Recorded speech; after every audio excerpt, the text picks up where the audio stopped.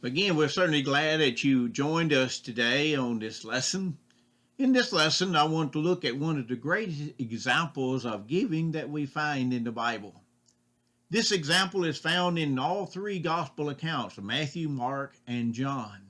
We're going to be looking particularly at the account written in Mark 14, verses 3 through 9. But these accounts concern Mary, the sister of Lazarus. You remember Lazarus is the one that Jesus raised from the dead later in John chapter 11. Here we find Jesus was eating in the house of Simon, who was a leper. And while Jesus was eating in the house of Simon, then we find that Mary enters the home and anoints the head and feet of Jesus with very fragrant oil. You might picture this episode. Here we find a meal going on. Jesus and maybe a few other people there in the house. They're eating, enjoying their meal. Suddenly there comes a woman in. She's carrying a beautiful alabaster jar of expensive perfume. Alabaster was a costly ointment imported from the western part of Egypt. The ointment was a very expensive liquid known for its smell. And the jar was probably made of marble, a very expensive piece of jar, expensive ornament for the house. So all of this, the ornament was expensive. The jar itself was very expensive. I'm sure a very beautiful jar. So Mary comes in and breaks it and pours the ointment over the head and feet of Jesus. Judas, and at least probably led by Judas, the disciples think it's a great waste.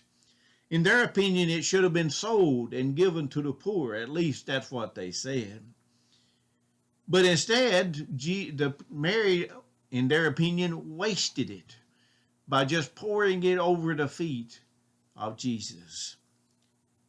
But while they condemn Mary and call it wasteful, Jesus, on the other hand, commends her actions. In Mark 14, verse 8, Jesus said she has done what she could. She has come beforehand to anoint my body for burial. You see, if Mary had waited until Jesus died and then poured the oil over the dead body of Jesus, everything would have been all right. That's what was expected. But to do this for someone who is living, well, that's just not what you would do. And so Jesus points out that what she did was simply doing it beforehand. Because very soon he was going to die. And no one was going to anoint his body then. So Mary did what everybody would have done at the death of Jesus. Mary simply did it beforehand. But I want to, for just a moment, look at one phrase. She has done what she could. You know, hopefully that statement could be said of every one of us, that we're doing what we can. Are we really doing that? But let's think about some things that statement implies. One, the statement implies that Christianity is a religion of doing things. As we might say, it is not something one gets, but something one does. You know, James says to be doers of the word and not hearers only, deceiving your own selves. James 1 in verse 22. James said that if we simply know the word of God and don't do anything about it, then it's worthless. We're deceiving ourselves if we think it's worth anything to simply know the word or to hear the word without actually obeying it. You see, our knowledge must translate into action. You have so many people in the world today that think Christianity is really just a matter of believing something, that you don't have to do anything at all. Oh, we should do something, but if you don't do anything, you're still okay. God is going to bless you anyway. Well, this statement and the verse we just read in James points out that that's not a true comparison. You cannot think that God is going to bless you by just simply knowing something. We've got to be doing something. That's what Christianity is all about. The religion of doing, of action. Are we doing what we can? And then Jesus' commendation also implies that we should do the best we can. We should always do our best for God. Doesn't God deserve our best? Well, I think certainly so. If God loved us enough to send his son to die for us, then certainly we should give our best service and our best gifts back to God. Furthermore, we must be willing to give our best now. Don't wait until tomorrow, next week, or next year to do something for God. We need to do it now, because the opportunities you have now likely will never come to pass again. Do not let opportunities to serve God pass by. You know, when people die, funerals are attended by multitudes of people, and many of those people have hearts that are filled with regret over lost opportunities. Lost opportunities to express their love, lost opportunities to repair a broken relationship. They're thinking about all the time they lost because of some problem. And they realize that they'll never get the opportunity to correct whatever the problem may be. And so at a time of great sorrow, they're even more sorrowful because they're filled with regret over something they should have done, but they didn't. How many opportunities to do something for God have you let pass by? You see, when the Lord returns, will he find our alabaster boxes of time, talents, energy, or possessions still unbroken? In addition, we need to be willing to simply do what we can. We need to do the best we can now, but do what we can.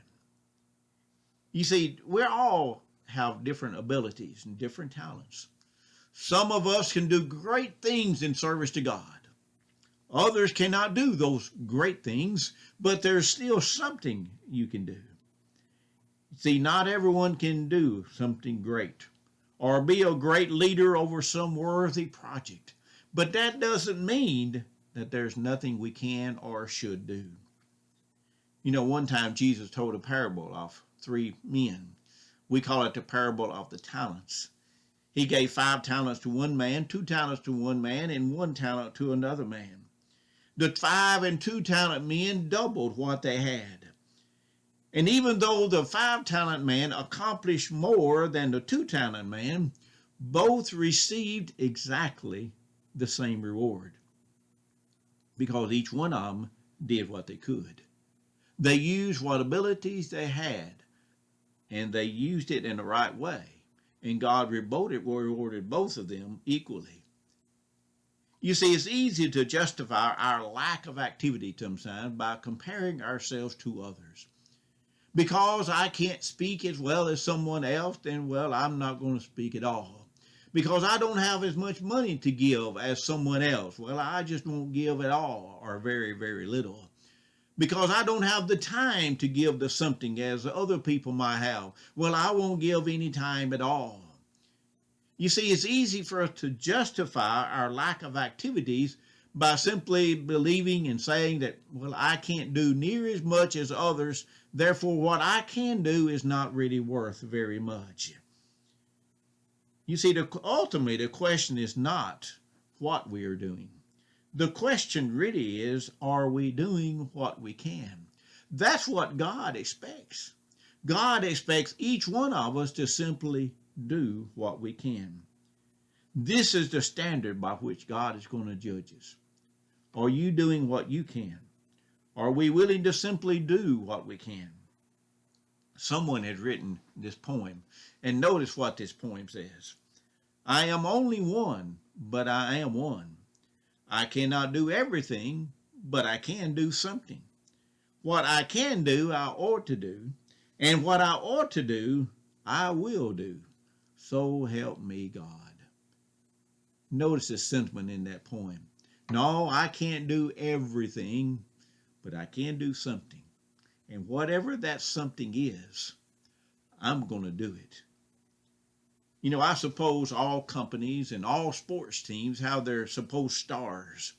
These are the ones with great natural ability. And they can accomplish great things and do some amazing things on the field.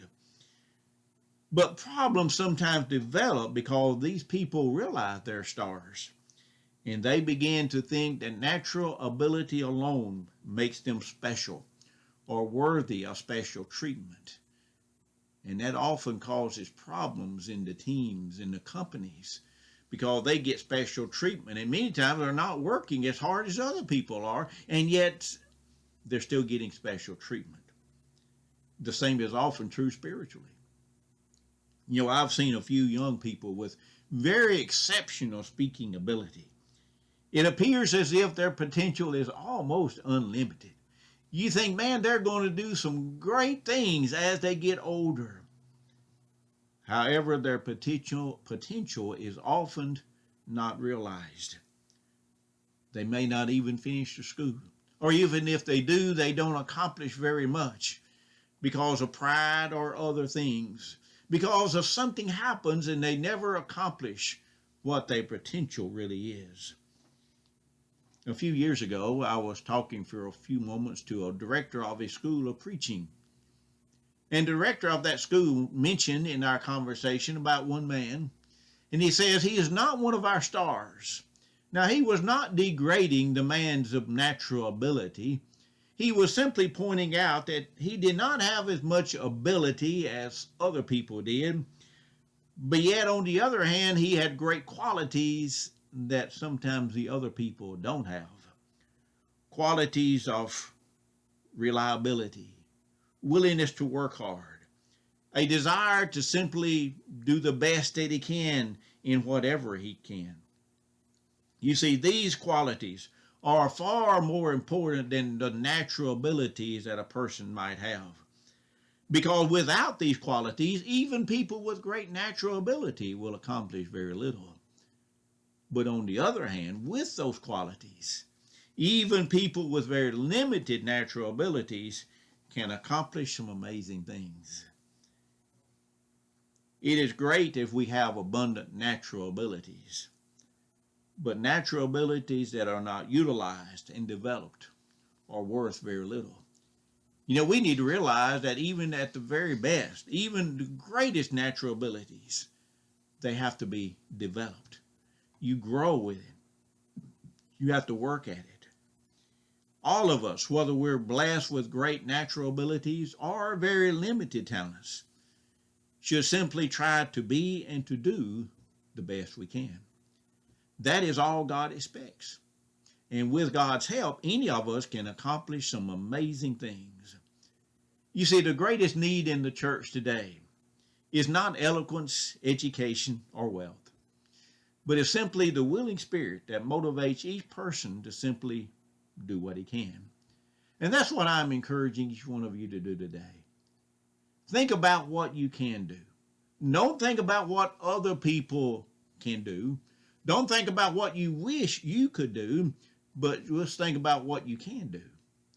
And then be willing to do whatever that might be. Even if it's something we think is very small, be willing to do what you can. If all of us did that, the church could accomplish some amazing things. And I hope you'll try to do just that. Thank you.